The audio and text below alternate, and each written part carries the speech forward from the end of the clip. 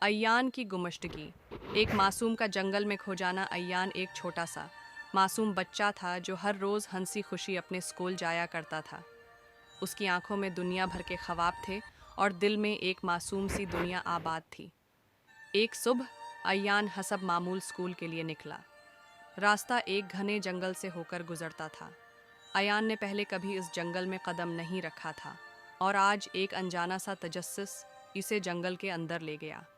जंगल में दाखिल होते ही अय्यान को एक अजीब सी खामोशी महसूस हुई। दरख्तों के लंबे साए जैसे उसे अपनी गिरफ्त में ले रहे थे। सूरज की रोशनी भी मांद पड़ रही थी और अय्यान के दिल में एक अनजाना सा खौफ पैदा होने लगा। वो थोड़ा डर गया लेकिन फिर भी आगे बढ़ता गया।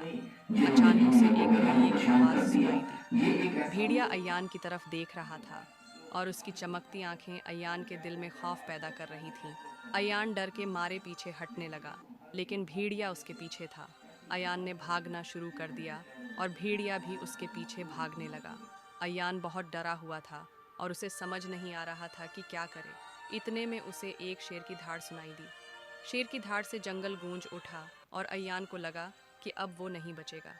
शेर भेड़िए से ज़्यादा खतरनाक था और अय्यान की उम्मीदें दम तोड़ने लगे। लेकिन फिर एक मौजिज़ा हुआ। एक खूबसूरत परिंदा जिसके पर सुनहरी थे अय्यान के सामने आ गया। परिंदे ने अय्यान से कहा कि वो डरे नहीं और उसके साथ आए।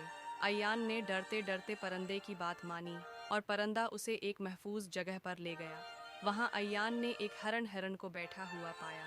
हिरन ने अय्यान को बताया कि वो इसकी मदद करेगा और उसे घर तक पहुँचाएगा। अय्यान की जान में जान आई और वो हिरन के साथ चल पड़ा को लेकर जंगल से बाहर निकल गया और अय्यान ने अपने घर पहुंचकर सुकून का सांस लिया। अय्यान ने उस दिन से जंगल में कभी नहीं जाने का फैसला किया और वो हमेशा अपने घर वालों की बात मानता रहा। उसने समझ लिया था कि जंगल एक खतरनाक जगह है और वहाँ अकेले जाना ठीक नहीं है। अय्यान ने ये भी सीखा कि मुश्किल वक्त में हमेशा कोई न कोई मदद के लिए आ जाए।